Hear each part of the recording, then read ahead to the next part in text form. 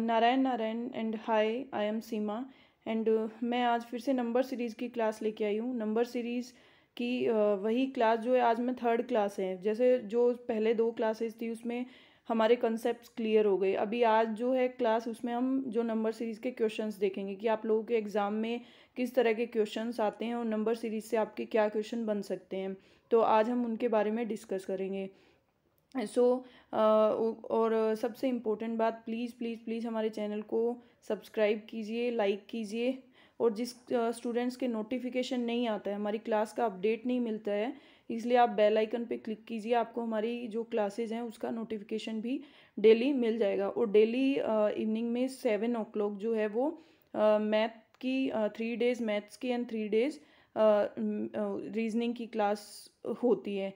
So please don't miss this class, because ये class जो आपके लिए बहुत इंपॉर्टेंट है आपका एग्ज़ाम क्वालिफाई करने के लिए। एंड इस क्लास का मोटो क्या है, आपके कंसेप्ट्स को क्लियर करना। सो नाउ अब हमारे आज के टॉपिक पे चलते हैं, नंबर सिस्टम। नंबर सिस्टम का आज का जो हमारा पहला क्वेश्चन है वो क्या है।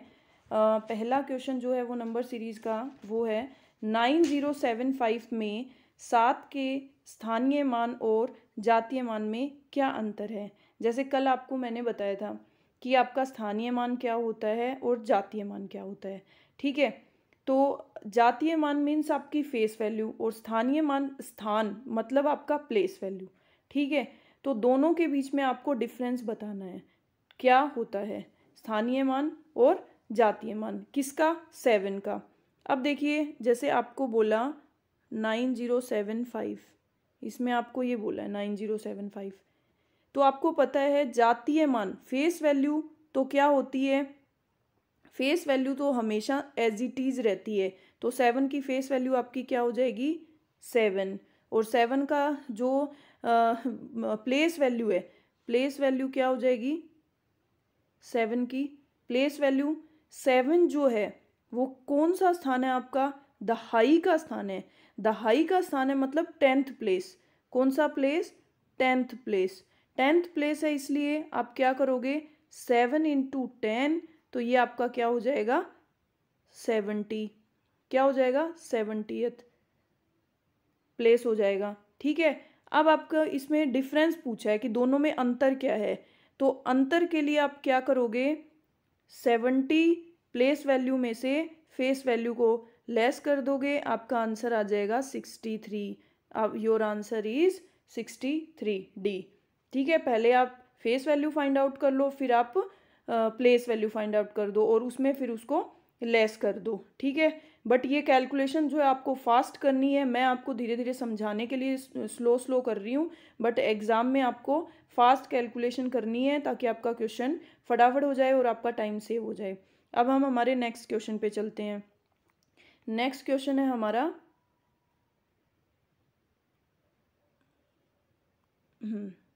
अब नेक्स्ट क्वेश्चन है 674 × 218 में इकाई का अंक क्या है। इन दोनों में आपको दोनों डिजिट्स में इकाई का अंक बताना है। ठीक है, इकाई का अंक बताना है तो इकाई का अंक क्या होता है? Unit digit. इकाई का अंक क्या होता है? कोई भी संख्या होती है उसका फर्स्ट लेटर आपको, मतलब जो लास्ट लेटर है ना, वो बताना है आपको। कि आप किसी भी संख्या को मल्टीप्लाई करते हो तो उसका लास्ट डिजिट क्या आता है, वो बताना है आपको, इकाई अंक। तो जैसे आपको इकाई अंक फाइंड आउट करना है तो आप क्या करोगे? इकाई अंक फाइंड आउट करने के लिए 674 × 2, तो देखो हमेशा क्या करोगे, लास्ट जो डिजिट है, लास्ट डिजिट इसका क्या है? 4, इसका क्या है? 8। इन दोनों को क्या करोगे? मल्टीप्लाई करोगे। 4 8 जा 32, 4 8 32। तो अब देखिए लास्ट में तो आपका 2 ही आएगा ना। आप कोई भी मल्टीप्लाई करोगे, इसको पूरे को सोल्व करोगे, तो आपको सिर्फ क्या बताना है? आपको यूनिट डिजिट, इकाई का अंक बताना है। तो इसका आंसर आपका क्या हो जाएगा? 2। क्या हो जाएगा? 2। आपको सिर्फ यूनिट डिजिट बताना था। अब हम हमारे नेक्स्ट क्वेश्चन पे चलते हैं और इसका स्क्रीनशॉट ले लीजिए। नेक्स्ट क्वेश्चन है हमारा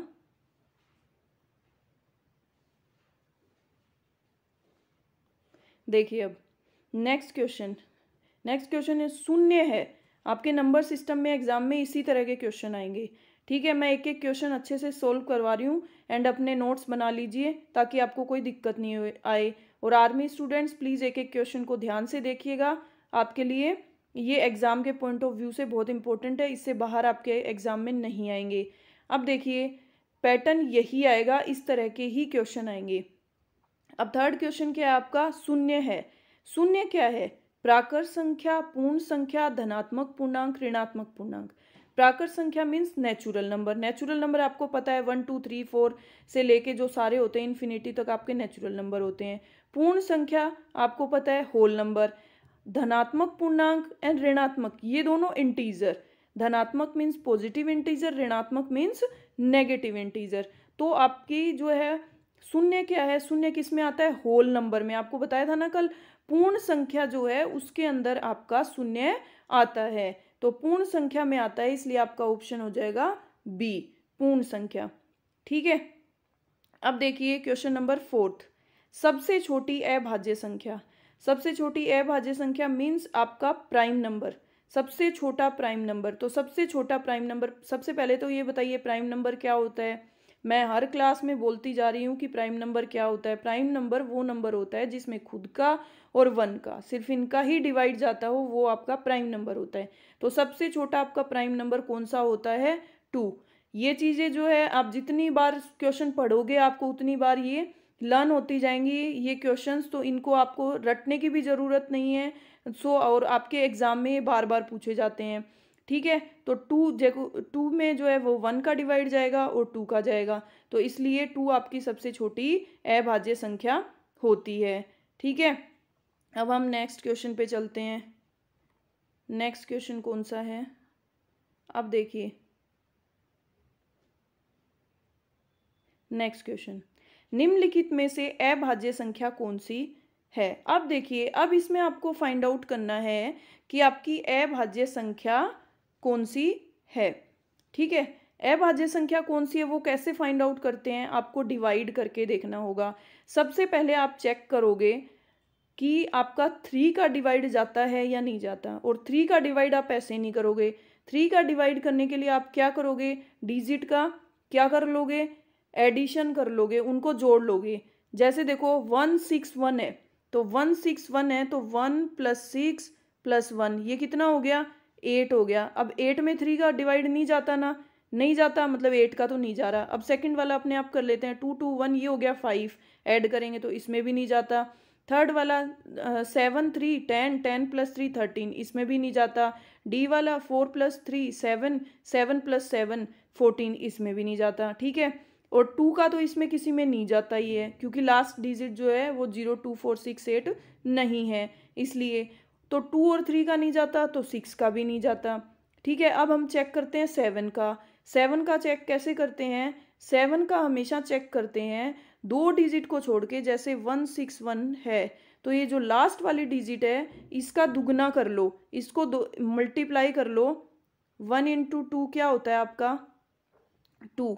अब 16 में से जो है वो 2 लेस कर दो, आपका क्या आ जाएगा 14। अब देखो इसमें 7 का डिवाइड जाता है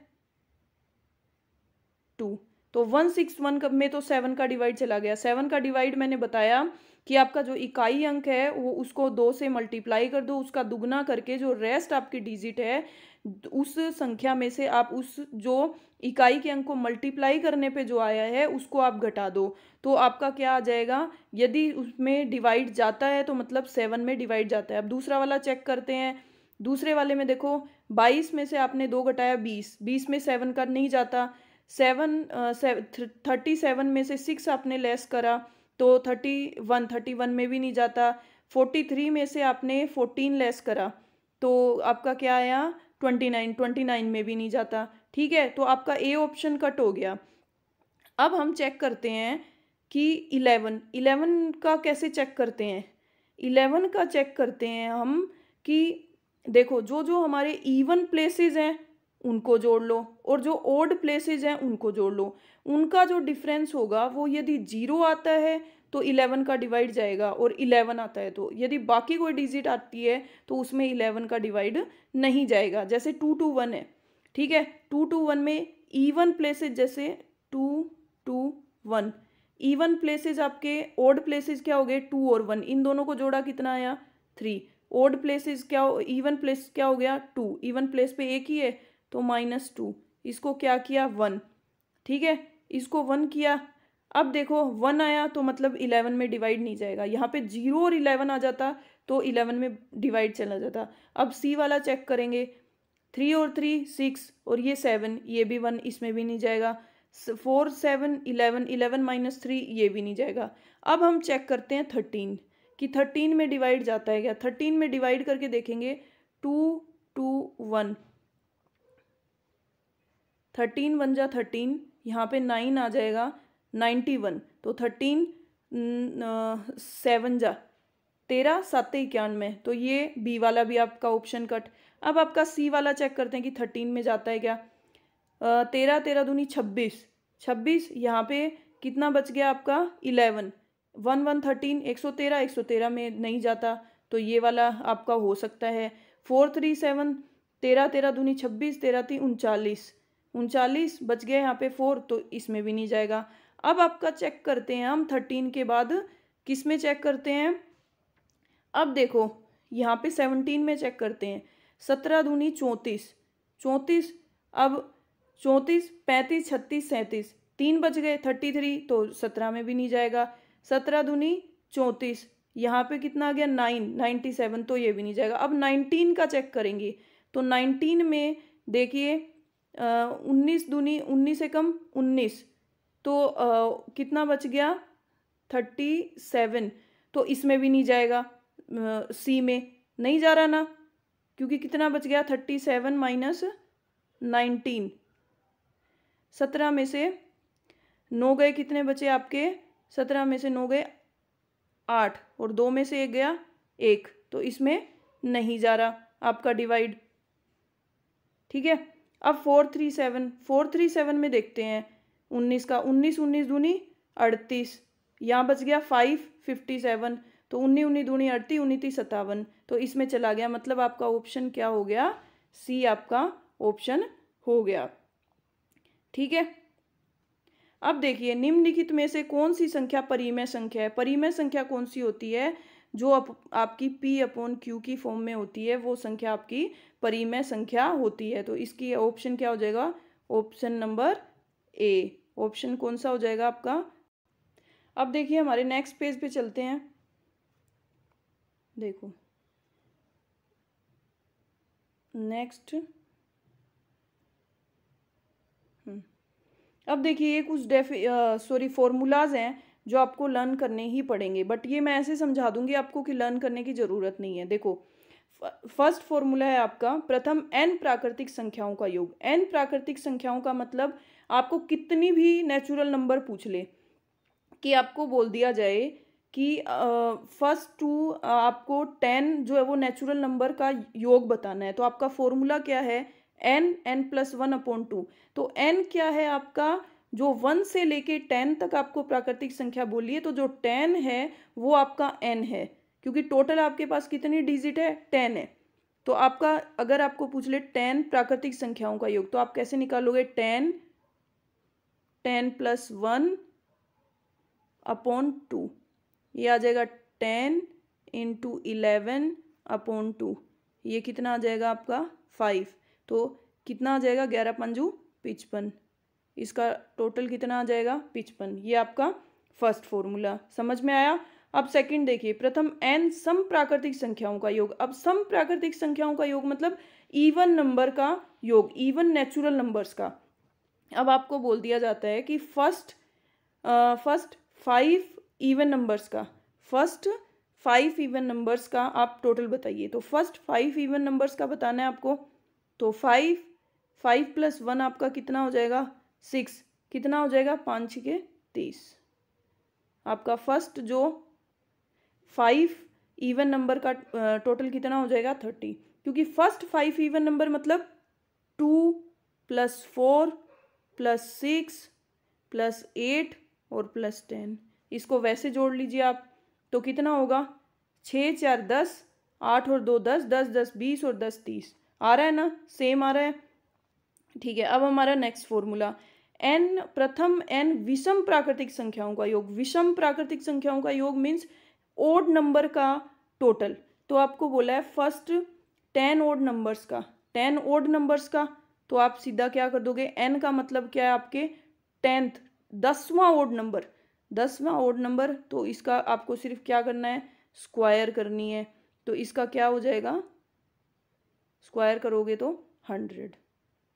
ठीक है, क्योंकि आपको ये चीज़ पता थी, कोई भी आप विषम संख्याओं को जोड़ते हो तो आपका टोटल कितना आता है, हमेशा क्या आएगा, सम ही आएगा। तो देखो सम आ रहा है ना, और इसके आपको विषम संख्याओं का योग करना है, तो इस ये आ गया। ठीक है, अभी आप देखो प्रथम n प्राकृतिक संख्याओं के वर्गों का योग। अब आपको वर्गों का योग बोल दिया जाता है, उनके स्क्वायर का योग आपको बोला जाता है कि फर्स्ट 5 नेचुरल नंबर के स्क्वायर का टोटल बताइए। नेचुरल नंबर के स्क्वायर का, फर्स्ट 5 नेचुरल नंबर के स्क्वायर का। ठीक है, स्क्वायर का मतलब जैसे आपको बोला जाता है कि ऐसे फर्स्ट 5 नंबर का स्क्वायर का टोटल बताइए। ठीक है, तो अब देखिए यहाँ पे, एक सेकंड ये इरेज कर दूँ ना।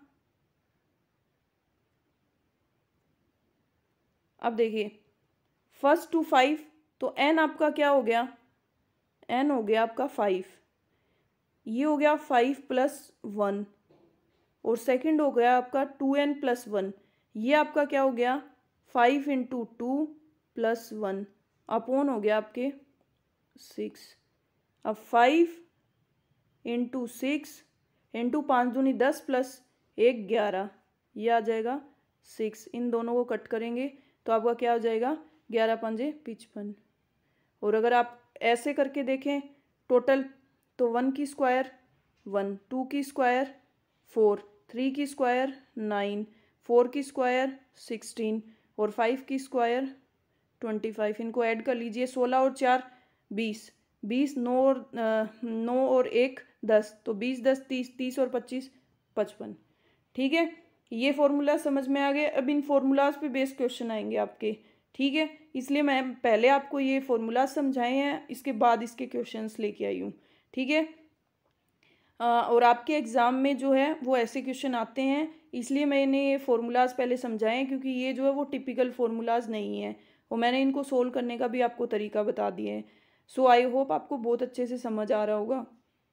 ठीक है, so army student please don't miss this, because ये एक इम्पोर्टेंट टॉपिक है। ठीक है, अभी नेक्स्ट क्वेश्चन पे चलते हैं। अब देखिए नेक्स्ट क्वेश्चन क्या है हमारा, नेक्स्ट क्वेश्चन है 75 से 95 तक की प्राकृतिक संख्याओं का योग होगा। अब इसने क्या बोला है कि 75 से 97 तक की प्राकृतिक संख्याओं का योग होगा, प्राकृतिक संख्याओं का योग होगा। अब आपको क्या बोल दिया, 70, क्वेश्चन को समझिए, 75 से 97 आपको बीच की संख्याओं का प्राकृतिक संख्याओं का योग पूछ लिया। तो डरने की कोई ज़रूरत नहीं है, आपके पास फॉर्मूला है, उसमें कोई टाइम नहीं लगेगा। तो आप क्या करिए, आप 1 से 97 तक की प्राकृतिक संख्याओं का योग निकाल लीजिए, और आप 1 से 75 तक 74 तक की प्राकृतिक संख्याओं का योग निकाल लोगे। उसके बाद उसमें से उसको लेस कर दोगे, 97 वालों में से 74 वाली को लेस कर दोगे, क्योंकि उसको लेस करने पे जो आएगा वही आपका आंसर होगा, क्योंकि आपको बीच की संख्याओं का योग पूछा है। क्या पूछा आपको, बीच की संख्याओं का योग पूछा है। देखिए अब फर्स्ट +2 यहाँ से लेकर आप 74 तक की संख्या का टोटल करेंगे, पहले फॉर्मूला लगाएंगे। तो फॉर्मूला आपका क्या था, n + 1/2, प्राकृतिक संख्याओं के योग का यही फॉर्मूला था। अब देखिए 74 × 74 + 1 कितना हो जाएगा, 75/2। ठीक है, अब इसको कट करेंगे, 2 तिया 6, 2 7 14, इसको मल्टीप्लाई करेंगे तो क्या आएगा, 2775। ठीक है, 2775। अब देखिए, अब हम निकाल लेंगे 1 से 97 तक, 1 से 97 तक सेम फॉर्मूला लगाएंगे। तो 97, 98, इसमें 1 ऐड करेंगे तो अपॉन 2। अब इसको कट करेंगे, 2 चौके 8 और 2 निमे 18, और इसको मल्टीप्लाई करेंगे तो क्या आएगा आपका 4753। ठीक है, अब देखिए, अब इनका आपको डिफरेंस बताना है, अंतर, क्योंकि आपको जो है वो इन दोनों का योग मतलब 75 से लेके और 97 तक की जो प्राकृतिक संख्या है उनका टोटल बताना है। तो आपने टोटल 97 का निकाल लिया और आपने 74 का निकाल लिया। तो 97 में से जब 74 निकालोगे तो आप 75 से 97 के बीच की जो प्राकृतिक संख्याएं हैं उनका योग आ जाएगा। तो एक बार मैं आपको समझाने के लिए बता रही हूँ, 74। ठीक है, अब इसमें से आप लेस करोगे 53 माइनस 2775, तो आपका आंसर क्या आ जाएगा 1978। ठीक है, ये मैं आपको फटाफट करके दिखा दिया है, इसलिए आप कैलकुलेशन कर लेना। एंड प्लीज़ ये आप कैलकुलेशन, मैं स्लो बता रही हूँ आपको ताकि स्टेप बाय स्टेप समझ आए, बट आप अपनी कैलकुलेशंस को जो है वो फास्ट करिएगा। ठीक है, मैं आपको बाद में जब ये सब हो जाएंगे तो मैं आपको फास्ट भी करके दिखाऊंगी। ठीक है, अभी अपन नेक्स्ट क्वेश्चन पे चलते हैं। समझ आया ये? अब देखिए नेक्स्ट क्वेश्चन है 1 से 30 तक की सभी प्राकृतिक सम संख्याओं का, 1 से 30 तक आपको शुरू से बोल दिया तो आपको दिक्कत ही नहीं है। 1 से 30 तक की सभी प्राकृतिक सम संख्याओं का योग, 1 से 30। अब देखना, ये आप, इसने ये नहीं बोला फर्स्ट 30 प्राकृतिक संख्याओं का सम संख्याओं का योग, इसने बोला है 1 से 30 तक की, मतलब इसके बीच 1 से 30 तक के इसमें बीच में जितनी भी प्राकृतिक सम संख्याएं आती है उनका टोटल बताना है। तो आपको पता है इसका फॉर्मूला क्या होता है, n+1। सम संख्याओं के योग का क्या होता है, n+1। और 1 से 30 के बीच में टोटल सम संख्याएं कितनी होंगी आपकी, 15, क्योंकि आप काउंट करोगे 2, 4, 6, 8, 10, 12, 14, 16, तो ऐसे काउंट करोगे ना तो ऑब्वियसली उसकी आधी हो जाती है, चाहे विषम हो चाहे सम हो, जितनी भी आपको दे रखी है उसकी आधी आपकी क्या हो जाती है, सम संख्याएं हो जाती हैं। तो यहाँ पे आपकी क्या आ जाएगी, n आपका 15 है, 15 + 1 16। तो आप देखो 15 को 16 से मल्टीप्लाई करोगे, 15 का स्क्वायर क्या होती है, 225। इसका इजी तरीका बताती हूँ, और प्लस आपकी क्या ऐड कर दोगे इसमें, 15, तो आप क्या हो जाएगा इसका आंसर 240। आपको अब 15 से मल्टीप्लाई करने की जरूरत नहीं पड़ी, 15 × 15 आपको स्क्वायर याद है 225, प्लस आप 15 और ऐड कर दो, आपका आंसर आ जाएगा A 240। ठीक है, अब चलते हैं नेक्स्ट क्वेश्चन पे।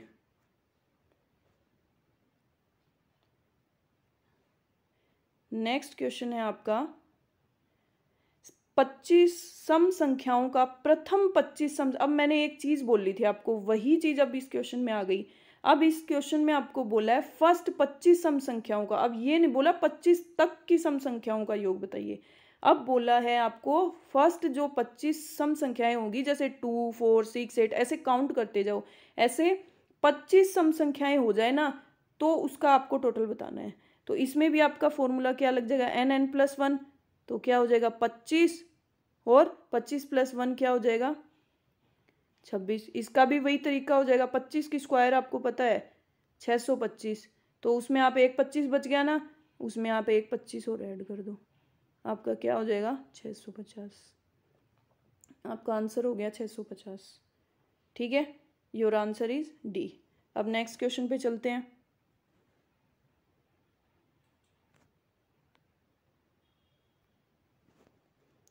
नेक्स्ट क्वेश्चन है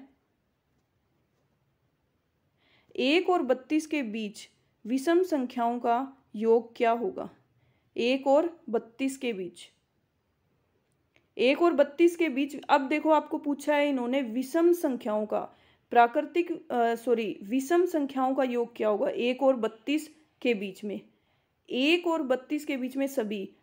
तो अब आपको ये देखना, अब इसमें भी ये नहीं बोला आपको फर्स्ट 32 विषम संख्याओं का योग नहीं पूछा, इसमें भी आपको क्या बोला है 1 और 32 के बीच, मतलब 1 और 32 के बीच में आपकी कितनी विषम संख्याएं हो गई 16। तो विषम संख्याओं का टोटल निकालने का फॉर्मूला क्या होता है n की स्क्वायर। तो आप क्या कर दोगे 16 की स्क्वायर, 16 की स्क्वायर आपको याद है तो आ जाएगी 256। ये स्क्वायर और क्यूब निकालने भी मैं आपको बताऊंगी कैसे आप निकाल सकते हैं, बट अभी तो अभी आप समझ लीजिए। तो ये कितनी आ गई आपकी 256, इसका ए आंसर हो गया। ठीक है, अभी नेक्स्ट क्वेश्चन।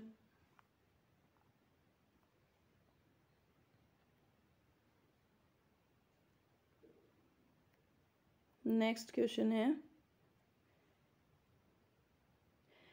प्रथम 5 अभाज्य संख्याओं का योग।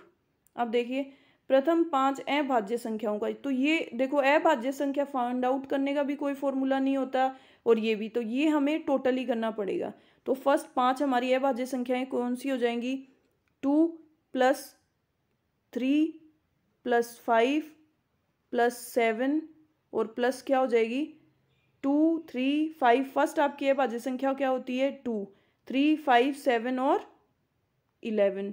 ठीक है, 2 और 3 5, 5 और 5 10, 10 और 11 कितना हो गया आपका 21, 21 और 7 28। तो आपका आंसर क्या हो जाएगा 28। इसका कोई फॉर्मूला नहीं है, इसको आपको लर्न नहीं करना पड़ेगा।